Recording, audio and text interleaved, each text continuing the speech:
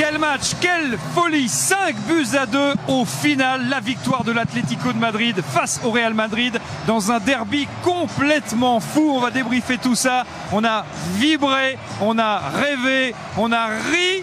On n'a pas pleuré quand même parce que ça dépend, mon cher Thomas. On n'a pas pleuré de joie en tout cas. On s'attendait plus à un 5-2 pour un Real de Madrid que pour un C'est vrai. Madrid. Alors justement, les Madrilènes du Real étaient grands favoris au coup d'envoi de cette rencontre. Ils étaient leaders invaincus. Regardons le classement à l'issue de ce match. La bonne opération, elle est évidemment pour les Colchoneros qui grappillent quelques places et qui se retrouvent désormais 4e avec 12 points. Certes, ils ont encore 6 longueurs de retard sur le Real, mais tout semble relancé. Et pour le Barça, il y a un gros coup à jouer puisque les Catalans peuvent être leaders du championnat s'ils s'imposent demain soir face à la Real Sociedad. Le coup d'envoi 18h30 ce soir à suivre bien sûr sur beIN Sport. Omar Benjamin, c'est un tour de force, un vrai qu'ont réalisé les joueurs du Cholo Simeone face au Real Madrid. Oui, allez-y, on vous voit. On vous voit, Marc. Prenez la main. Prenez la main. Mais prenez la main. Moi, je vais parler, mais moi, j'ai quelque chose à dire. Parce que depuis je ne sais pas combien d'années qu'on a la chance et le privilège de faire des matchs de l'Atlético, etc. C'est la première fois que je vais dire une phrase. On a vu un grand Atlético Madrid. Avec des attaquants qui marquent. Sorloth, Alvarez, Griezmann. Et une supériorité individuelle. Tous les joueurs ont été supérieurs à ceux du Real Madrid. Et au milieu, les arrières, tout le monde. Donc il n'y a rien à dire. On a eu un petit peu peur quand même quand il a sorti Sorloth. On s'est dit il va jouer à la défense. Là on a eu quand même un petit peu peur. Mais c'est d'ailleurs un peu ce qui s'est passé. Sorloth sort à la 67e minute et puis ensuite c'était tout le monde derrière. C'était vraiment marche arrière toute pour l'Atlético qui, c'est vrai, dès le début du match a pris les choses en main. Il faut le reconnaître. Il faut le dire, il faut le reconnaître que cette équipe de l'Atlético de Madrid nous a agréablement surpris parce que dans nos commentaires d'avant-match, on était un peu un monde dedans, vu les dernières performances, vu ces matchs déjà joués depuis le début de saison de l'Atlético de Madrid. On voyait le Real de Madrid, on va dire, survoler le championnat en étant efficace, en étant bon. On disait, bon, ce Real de Madrid va certainement s'imposer. Peut-être il faudra aussi se battre face à cette équipe de l'Atlético de Madrid. Au final, c'est 5-2 pour l'Atlético de Madrid. Et c'est vrai que dans la qualité, dans le jeu, dans ce qu'ils nous ont proposé dès le départ, le début de cette rencontre, la qualité est présente avec l'intensité, l'engagement, la récupération, les sorties de balles. Tout le monde a été présent. Et moi, je dis chapeau à l'Atlético de Madrid. Vont-ils être capables de rééditer ces performances chaque semaine? Oui, j'attends avec impatience, je voudrais, c'est tout. C'est Atlético de Madrid, je ne voudrais pas les voir la semaine prochaine être battus par une équipe le milieu défensif. Un grand match de football aujourd'hui. Beaucoup de buts et puis nous vraiment une de nos meilleures versions qu'on a pu proposer, donc voilà, on est hyper contents dans un derby devant autant de supporters, le stade plein, vraiment des moments incroyables. Il y avait une vraie volonté de jouer, d'entrer, vous les avez agressés au pressé, ça a fonctionné, comme quoi l'Atlético peut aussi jouer, donner du plaisir et faire le jeu après avoir longtemps été critiqué quand même ces dernières années. Oui, non, c'est vrai que depuis le début de saison, on a changé un peu l'idée, on va beaucoup plus chercher, on alterne un peu, je trouve que voilà, on n'a pas eu les points qu'il fallait sur le début de saison pour ce qu'on proposait. C'est vrai qu'on était vachement critiqués pour qu'on n'arrivait pas à fermer les matchs. Aujourd'hui, on a encore encaissé les buts, il y a encore des choses à améliorer, mais je trouve que dans l'ensemble, l'équipe elle a proposé une de ses meilleures versions et il faut continuer dans cette dynamique. Vous marquez, vous lancez parfaitement ce derby, racontez-nous ce que vous ressentez à ce moment-là.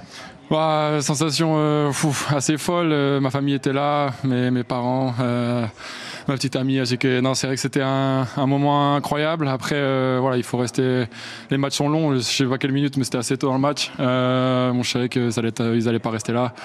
Ils ont des joueurs de très haut niveau et voilà, ça a été un match très, très disputé, mais bon, on gagne et c'est le plus important. C'était à la 14e minute. Dernière question avant de vous laisser filer. J'imagine que vous aviez bien analysé aussi le jeu du Real Madrid avec ses failles justement sur les coups de pied arrêtés, surtout parce que ils ont beaucoup souffert ce soir là-dessus. Ouais, non, c'est vrai que c'était pas quelque chose qu'on avait spécialement vu, mais c'est vrai que nous on avait travaillé d'être un peu plus agressif. C'est vrai que sur les derniers matchs on n'attaquait pas autant la balle et c'est vrai qu'aujourd'hui il y a eu le coup franc de Julian, mais bon, même sur les coups de pied arrêtés, on aurait pu mettre davantage de buts.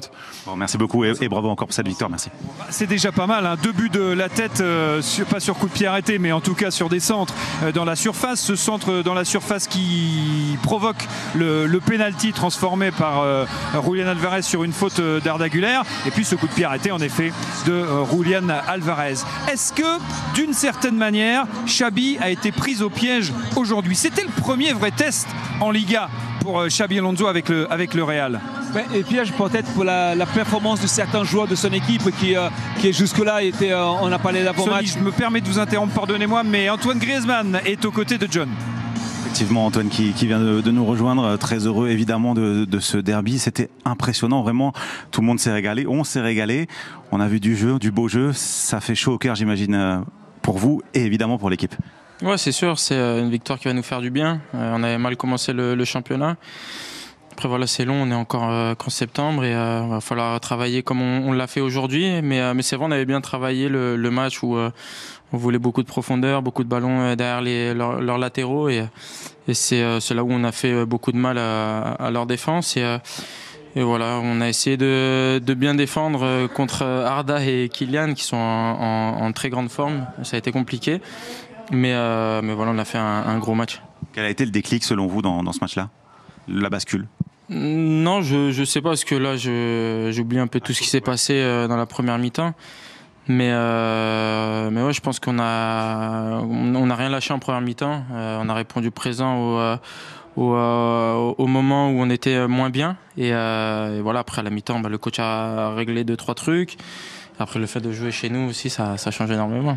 On vous a senti très pressé de rentrer. Je vous regardais sur le banc. Vous étiez debout en première période avec une vraie volonté d'entrer. Vous entrez, vous marquez. En plus, ça faisait très longtemps que vous n'aviez pas marqué.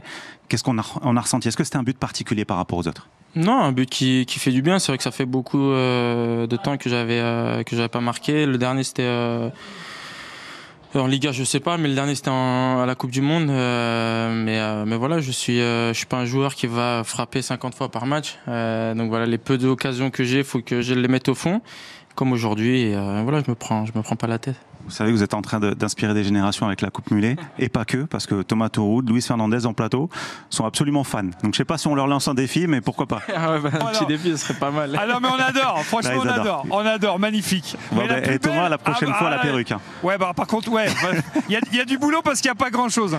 Bravo Antoine, franchement c'est une merveille absolue. Et bravo pour ce but.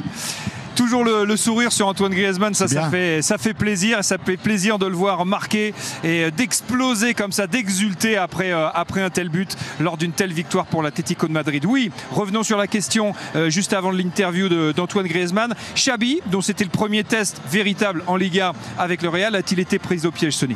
Oui, parce que je pense que surtout par rapport à certains joueurs, comme on l'a parlé tout à l'heure, qui ont pas été au niveau, on a parlé avant la rencontre, qui étaient là, notamment Carreras, qui on avait dit que c'était un joueur qui était peut-être prometteur, qui a fait de bons matchs. Et là, je pense qu'il a tremblé. Et Kylian Mbappé et Güler, ils étaient dans le match, ils ont essayé de le faire. Vinicius qui a sorti complètement de son match aussi. Il y a encore une fois la blessure de Militão qui fait en sorte que Tchouaméni revient en défense centrale. Ça quand même change aussi les choses. Le bon point peut-être pour le Real, c'est le retour peut-être de Rodrigo qui a fait une très très bonne rentrée mais qui n'a pas pu concrétiser. Moi j'ai trouvé les joueurs de Real très mou, qui n'ont pas accepté vraiment le fait d'être un derby, qu'il fallait le jouer. Il fallait jouer à fond. Il a manqué de solutions peut-être, Xabi Alonso. Je ne pense pas qu'il manque de solutions, car quand on voit les rentrants, il y a quand même de la qualité. On parlait de petit Gonzalo là, qui pendant la Coupe du Monde des clubs nous avait brillé. Maintenant, c'est vrai qu'il y a quand même pas mal, on va dire, il faut les récupérer tous ces garçons. Et après, il y a cette animation, ce jeu, ce style. Et puis, je pense qu'aujourd'hui, il repartira déçu. Devoir rectifier. Alors il y a des garçons qui ont. J'ai bien aimé le retour de Jude Bellingham. Après il était peut-être pas encore à 100%, mais petit à petit il va retrouver son meilleur niveau. Et c'est vrai que c'est un groupe qui devrait faire beaucoup mieux parce qu'on les a vus dernièrement et aujourd'hui on est quand même un peu dans la déception après ce match-là.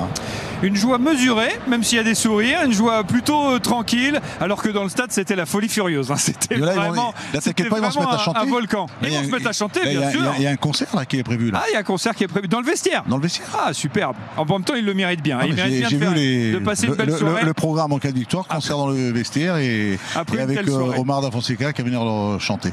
Antoine Griezmann n'a pas déçu lors de son entrée. Kylian Mbappé, lui, a été efficace une fois de plus, Omar, même s'il a semblé peut-être trop seul dans cette animation du Real Madrid. Ouais, le but qui marque encore, c'est un coup d'autorité parce que c'est lui qui crée l'Orélé. Ensuite, il détecte l'espace qui n'existait pas probablement avec l'entente avec Arda Güler. Et il a été encore une fois assez présent à vouloir demander, même quand il perdait à la fin. On continue à l'avoir en partant de très loin plusieurs fois et je trouve que c'est lui qui s'est mis un organisateur. Et maintenant je me pose une question. Oui. Est-ce que justement jusqu'à là c'est pas l'arbre qui a caché la forêt, et est-ce que la forêt n'est pas très épaisse et impénétrable parce que aujourd'hui, à partir du moment où il n'a pas pu être le sauveur absolu, le Real, des points de vue fonctionnement collectif, laisse à désirer. Donc, je ne sais pas s'il n'y aura pas une petite crise dans un avenir très proche. C'est une très bonne question. C'est vrai que c'est un petit peu ce que traduisait le sujet au cœur du jeu que nous vous avons proposé en avant-match. Xabi Alonso se cherche encore et on l'a vu. Et comment aujourd'hui, Sonny? Oui, il se cherche encore et c'est effectivement, Omar a tout à fait raison. La forme de Kylian Mbappé, on parlait de la saison dernière, il avait marqué le but, le Real perdait les matchs. Aujourd'hui, il marque encore et le Real arrive à prendre l'avantage. Mais derrière, ça a commencé à sembler. Le retour de Bellingham, pour moi, Vinicius n'est pas en forme encore. Vinicius n'est pas en forme. Mais Kylian Mbappé est en train de cacher de ce qui se passe. C'est vraiment dans le club, dans le Real, notamment défensivement. Il va falloir qu'il travaille énormément, Xabi Alonso, pour retrouver vraiment un Real compétitif. Louise, vous le savez mieux que personne, il faut laisser du temps au temps et notamment aux entraîneurs. Je pense que l'entraîneur qu'il est, il a montré par le passé, là où il a eu l'occasion de s'exprimer, que ce soit à la Real Sociedad ou au Bayer Leverkusen, montrer les qualités, les capacités à gérer un groupe, à le mener de la meilleure des façons. Et Xabi Alonso a cette qualité-là. Et je crois que c'est un ancien du Real de Madrid, comme l'a été Zinedine Zidane dans un passé. Quand ils deviennent entraîneurs, ils connaissent la maison, ils savent les attentes de ses supporters. Et je crois qu'aujourd'hui, il y a une grosse déception parce que c'est quand même le rival. C'est un des rivaux, voilà, et je pense que Xavi a quand même le savoir de faire, et il le fera petit à petit, mettre en place un système, une animation avec un 4-4-2, avec un 4-3-3. Et ces garçons devront devoir, certains d'entre eux, changer les attitudes parce que sur le plan défensif, il va falloir peut-être s'améliorer.